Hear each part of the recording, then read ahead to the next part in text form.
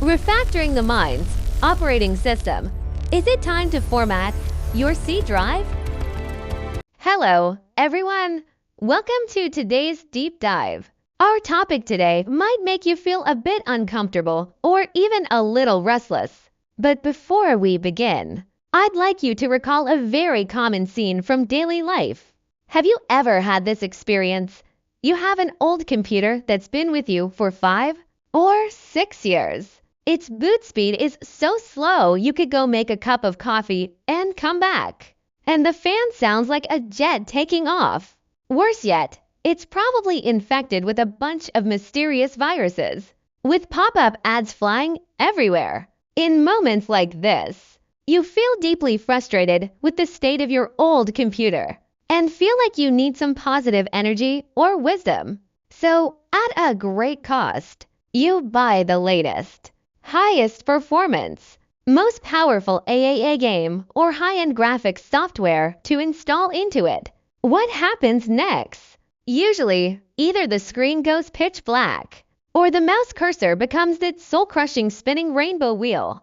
Finally, the computer crashes completely. It might even cause the already fragile operating system to collapse. Just imagining that scene is enough to make your blood pressure soar, isn't it?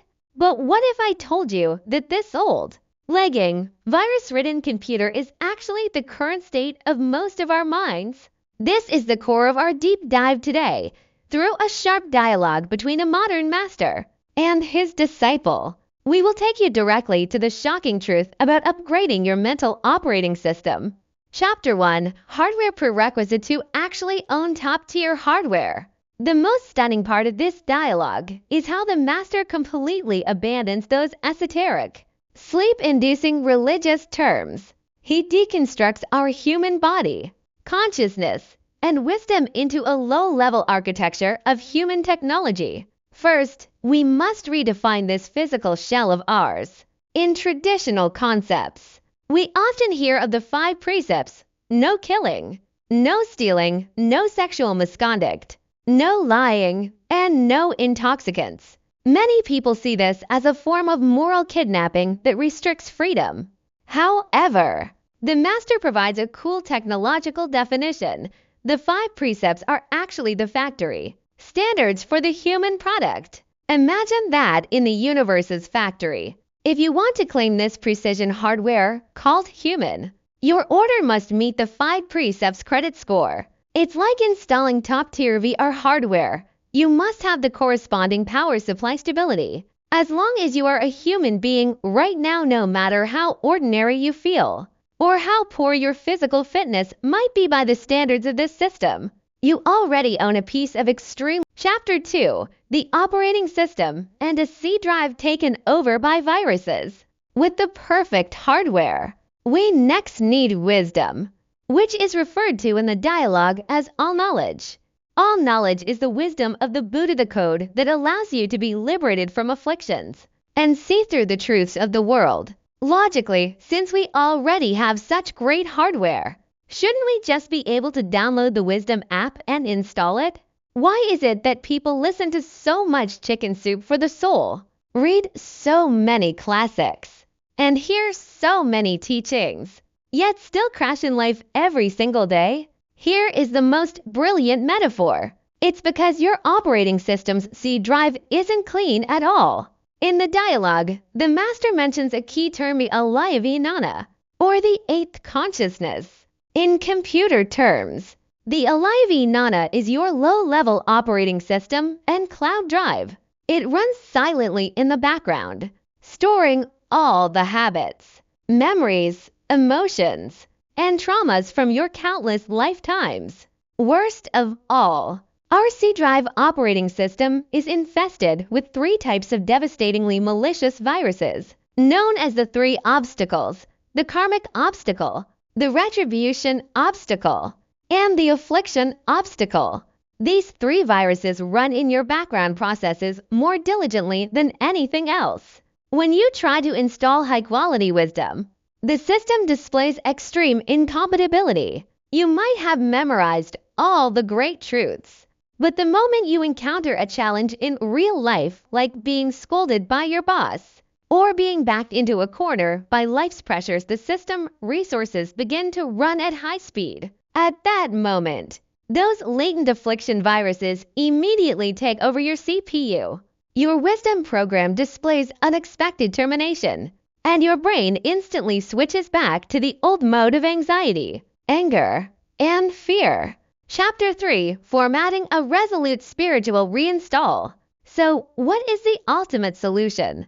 The only answer the master gives in the dialogue is resolute, consisting of just one word: format. In traditional terms, this is called thorough repentance. Formatting means you no longer try to optimize a system that is already rotten, nor do you try to repair those malicious programs. You must click clear all to uproot the original viruses, flawed logic, and distorted views, completely clearing the C drive.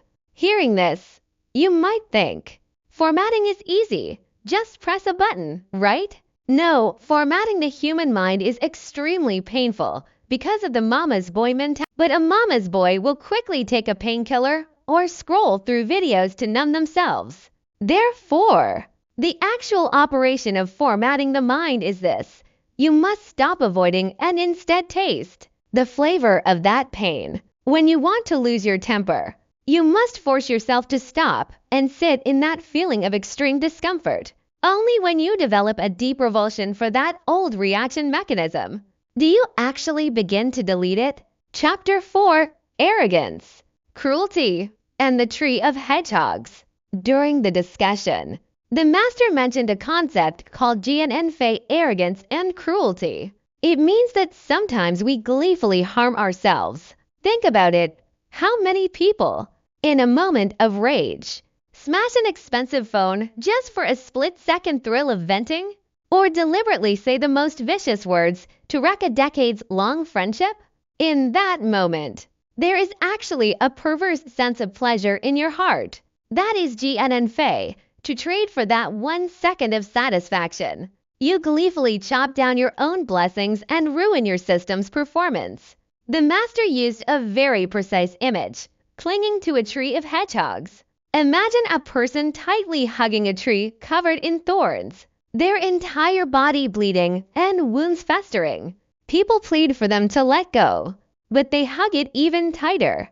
Why? Because they are used to this pain. They would rather bleed and rot while hugging it than let go and face the unknown. They are stubbornly clinging to a piece of obsolete and virus-laden old hardware. Chapter 5: Cooking Rice with Foul Water and the Optimization Suite.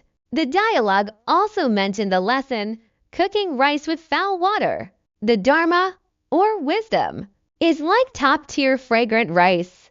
But if the water you use is foul water filled with jealousy and anger, and the heat you use is a raging fire that only lasts for 3 minutes, the resulting rice will surely be foul-smelling and bitter.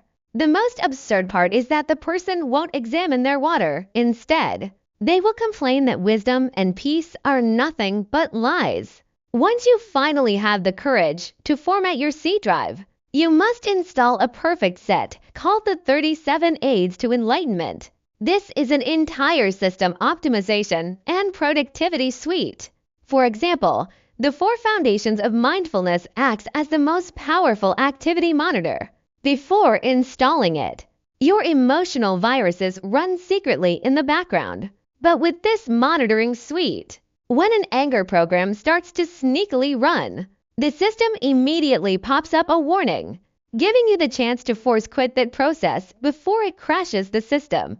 Chapters. In modern terms, it means your mind has become a perfectly functioning, full-performance supercomputer. You can travel unimpeded on the road of life, facing complex social relationships.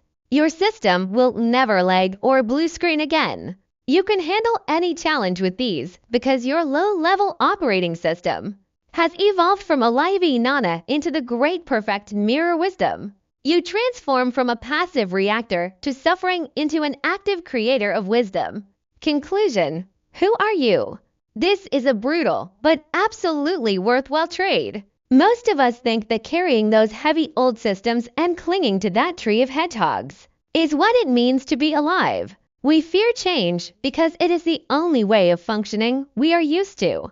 But in reality, that is the most heartless drain on life's efficiency. Stop patching the old system, bravely press that format button.